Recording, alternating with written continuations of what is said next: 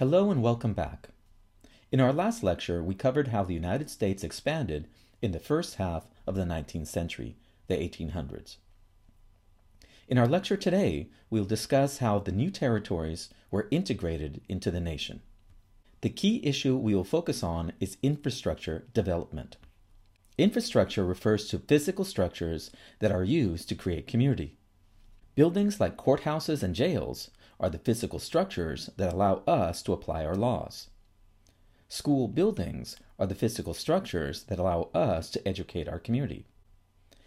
In this lecture, we will describe the infrastructure that allowed the U.S. to tie its new western territories to the eastern sectors of the nation. We will cover three main topics. Political promotions refer to the role that politicians played in developing infrastructure. The Transportation Revolution refers to the new transportation systems that transformed the nature of how people interacted with each other. Social effects refer to how the character of the nation changed during this era. So let's get started. In regards to infrastructure, political promotions refer to actions taken by politicians that were directly aimed at encouraging the building of infrastructure that would help communities in the nation develop. The first thing to keep in mind is that politicians have two basic jobs.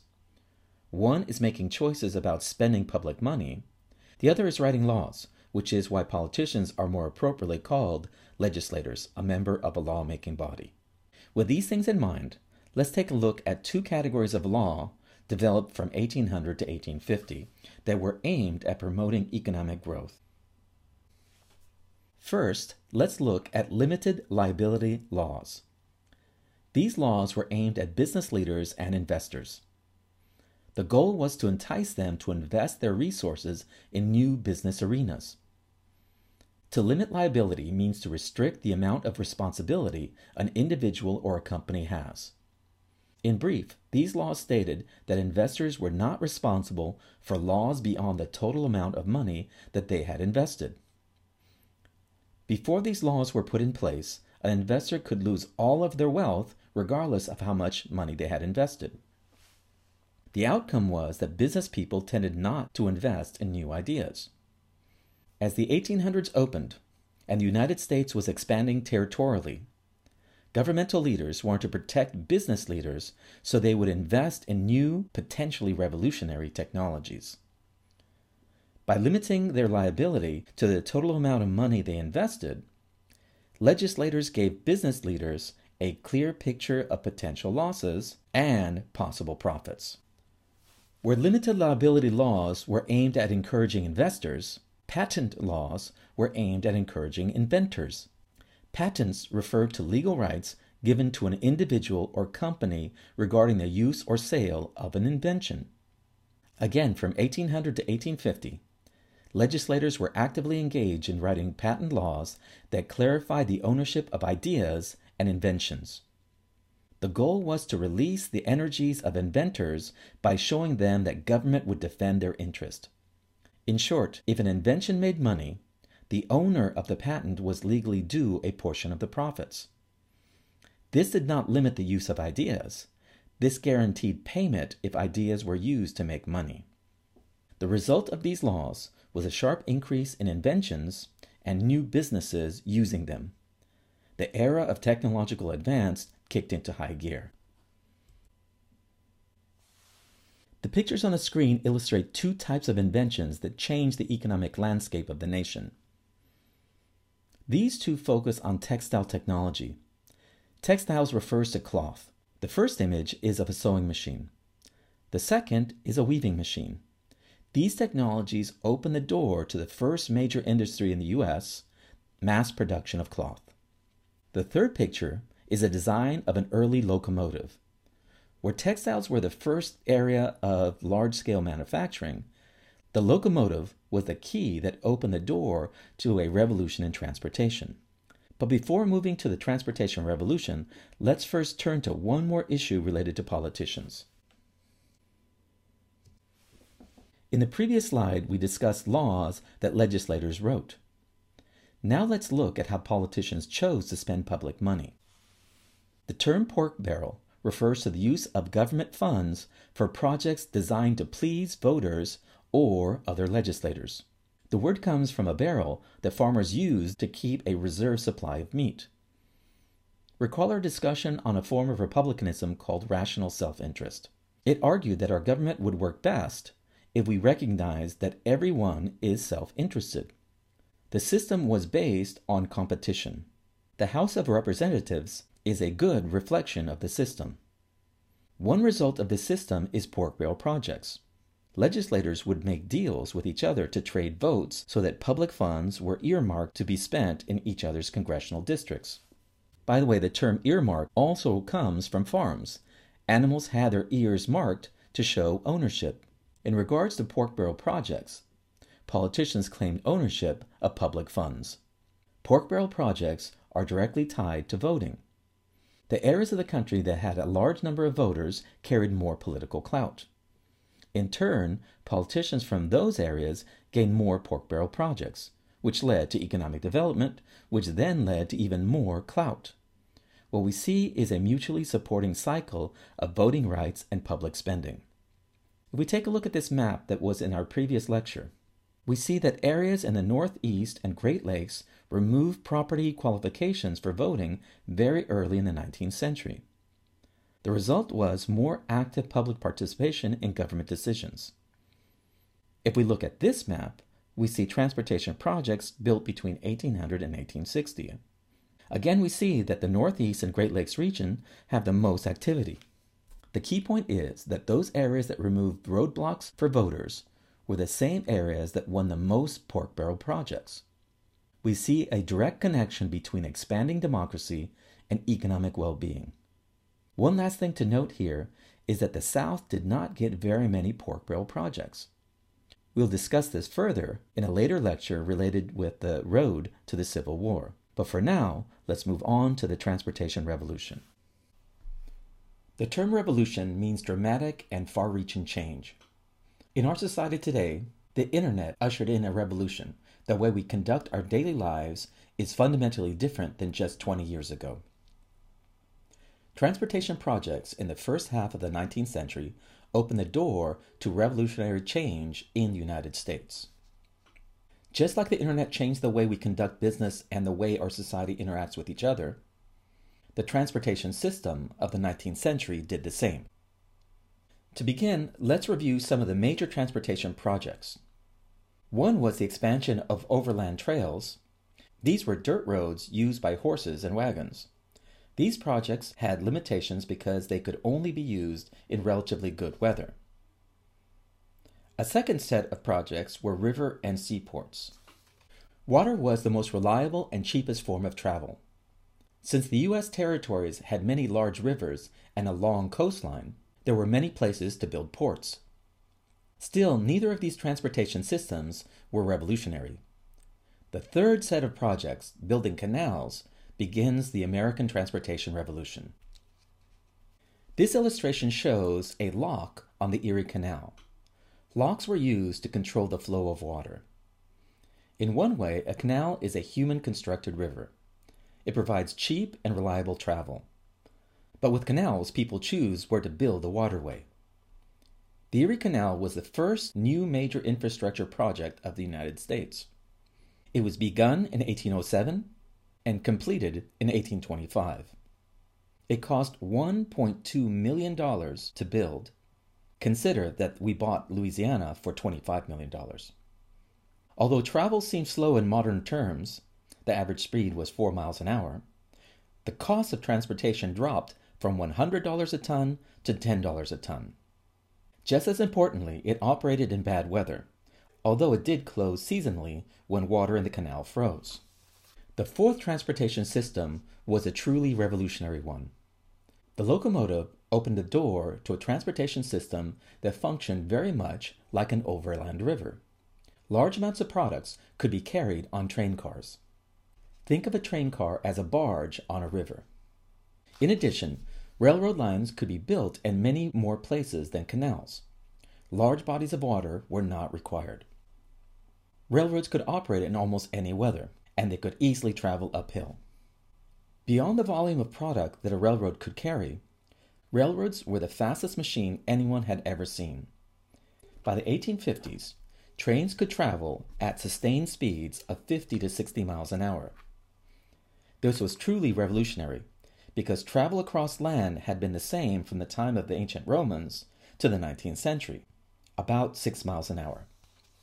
What we see is that railroads gave the U.S. an opportunity no one had ever had in the Americas.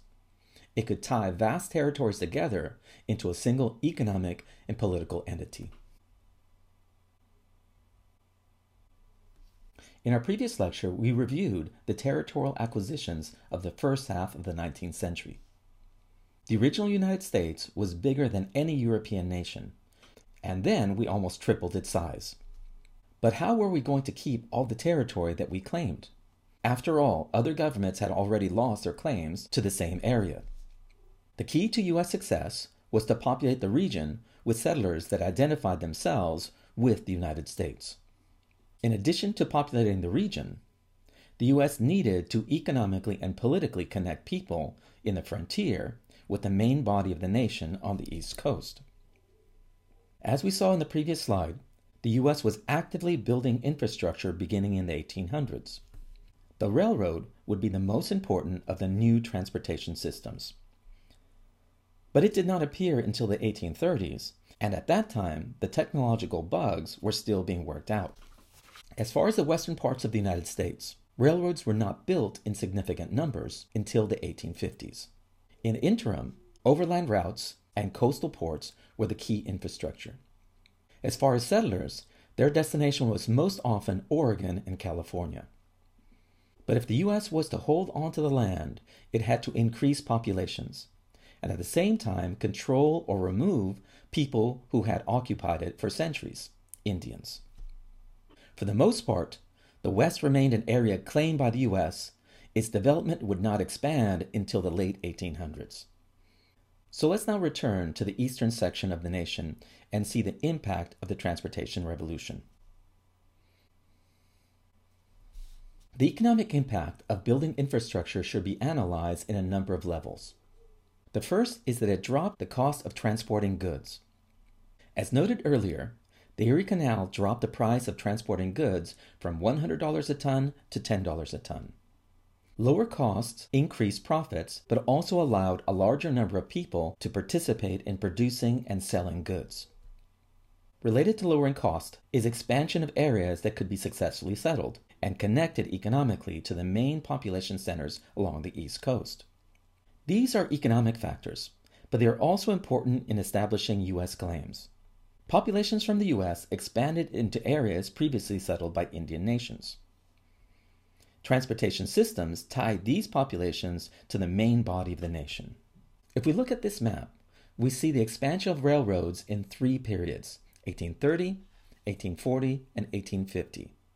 Recall that an earlier map showed the total by 1860. Expansion of railroads is related to improvement of technology and government willingness to invest in their construction. But beyond refining technology, we need to include the appearance of supporting industries. Railroad construction needed hard steel for tracks. In 1830, very little was available. Expansion of railroads depended on the expansion of the steel industry. Conversely, steel, a brand new industry, was energized by the thirst that railroads had for their product. So we see a second important economic impact of building infrastructure. It created new heavy industries.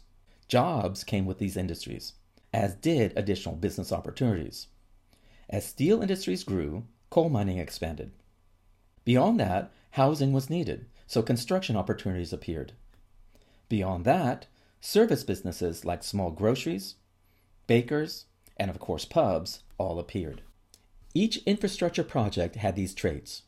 Building canals, ports, roads, and most importantly railroads had an economic multiplier effect. The result was rapid economic expansion wherever infrastructure was built. Along with that came the spread of U.S. populations ever westward. But there were other less welcome changes. By looking at this image, we can forecast environmental concerns. Pollution of air and water came along with new heavy industry. Although many raised concerns about pollution from the very beginning, the biggest concern was not the environment, but rather the changing nature of the U.S. population. So let's now turn to social effects of the transportation revolution. Up to this point, we have been discussing how infrastructure allowed the U.S. to place people on the land that they claimed. In many ways, populating the land with people that identified with the nation was the key to creating the United States. But the land was not vacant, so anytime the U.S. sought to settle an area, it had to unsettle native people. And as populations expanded ever westward, conflicts with Indian nations intensified. This era saw the most intense warfare between Indian nations and the United States.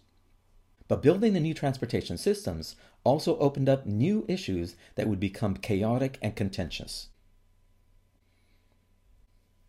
As noted earlier, building transportation systems created an economic boom. But they also required vast amounts of labor.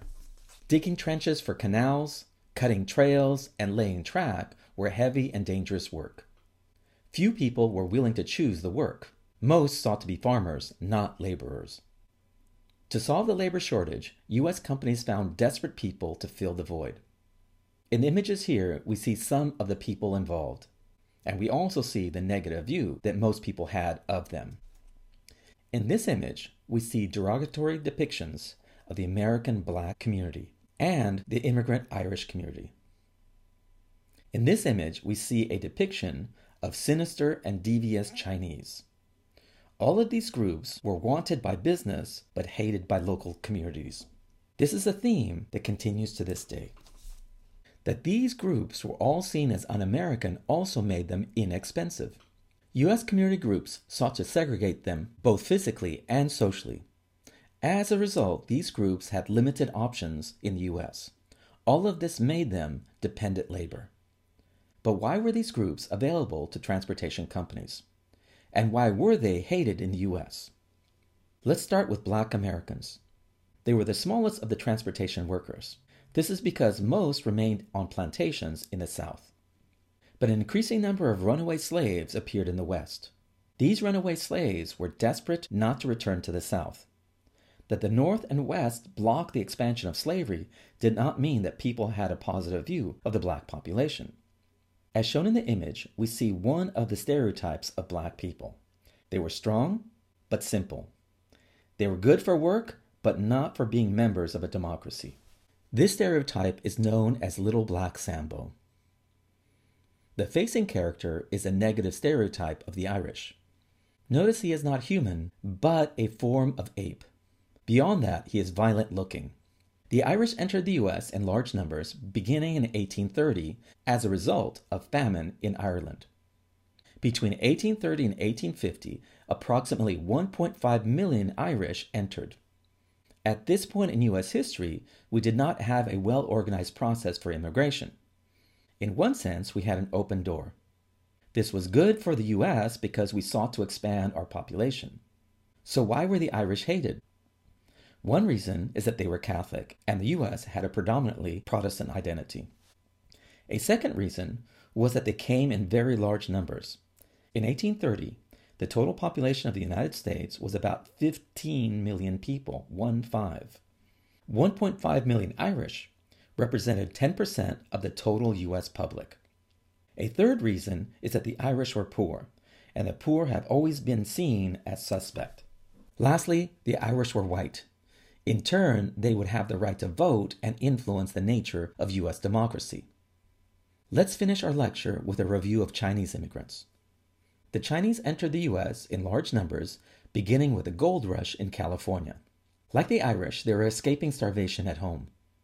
From the late 1840s to the 1860s, approximately 400,000 Chinese entered.